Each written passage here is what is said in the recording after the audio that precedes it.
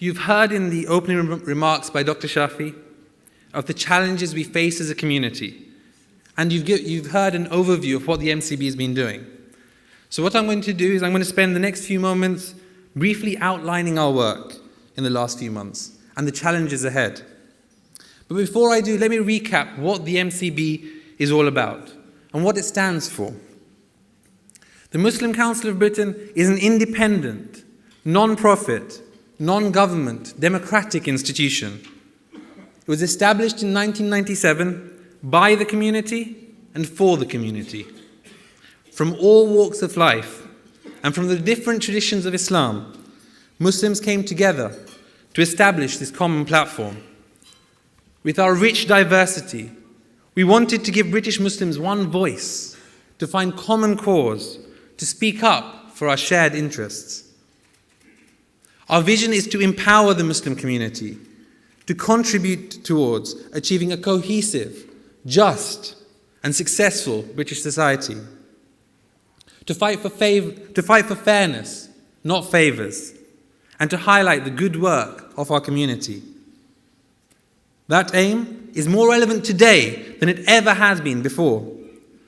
And there's been so much that the MCB has done, and I can't give it justice in these few short remarks.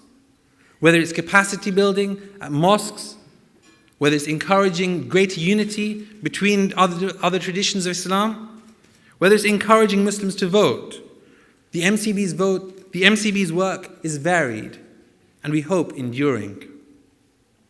However, I'll try and highlight some of the most impactful work over the last few months. We've been fulfilling a crucial and essential role in speaking up for the Muslim community in an informed and reasoned manner. That's why our office and spokespeople are inundated with media requests, looking for a balanced viewpoint from the community.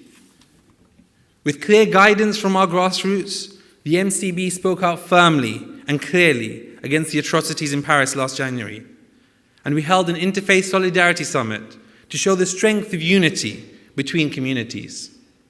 In the national media, the MCB loudly articulated the views of our affiliates in the community against this attack.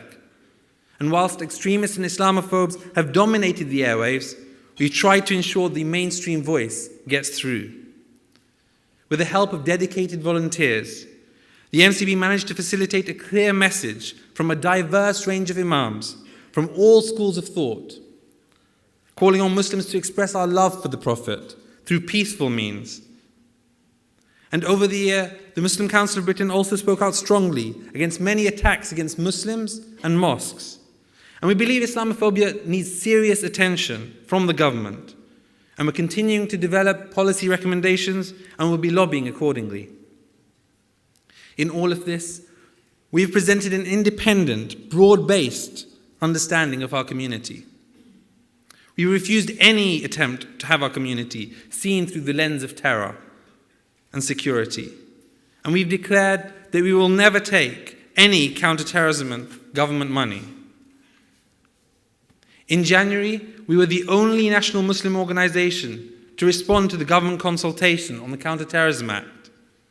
And we lobbied parliamentarians to highlight the nefarious impact of the government's counter-terror strategy. And in the next few months, we will initiate community consultations to form a consensus view on what Muslims would like to keep our nation safe and secure. In January, the MCB also launched a successful Visit My Mosque Day, organized at very short notice, in response to the attacks in Paris. We were struck by the enthusiasm of mosques to participate in the initiative, as well as the wider British Muslim and the wider British public's eagerness to attend. We hope to hold another such day in the coming months. And finally, as you've just seen, last month we published our British Muslim in Numbers report, which has quickly become a document of record.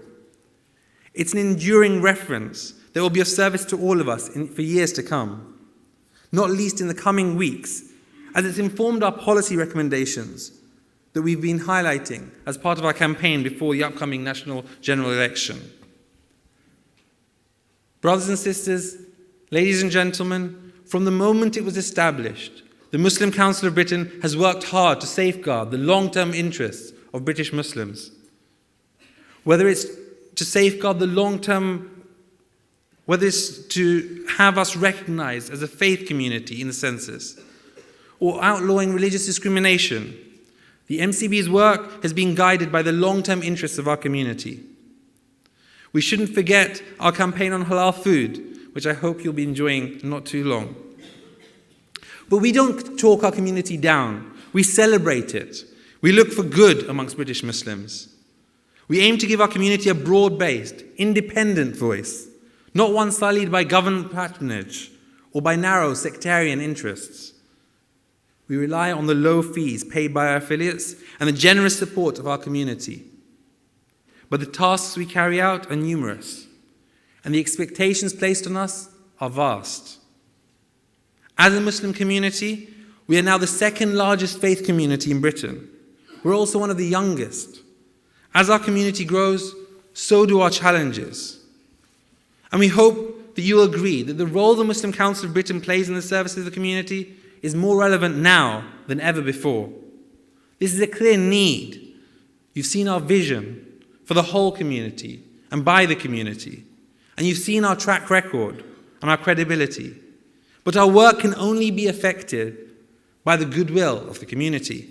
We have a skeleton staff who are supported by many volunteers, some of whom you'll see today. But now's the time to professionalize our work and increase our capacity.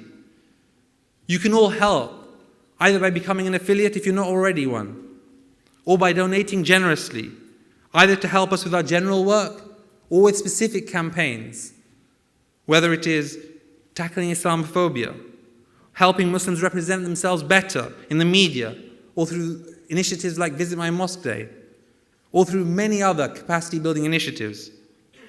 With any community, we are much more effective when we come together.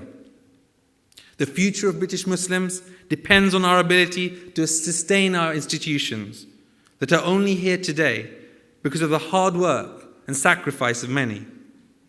So I'd like to end by urging you all to support us in any way you can. With your support, we can help build a stronger, more cohesive and successful British society. Assalamu alaikum.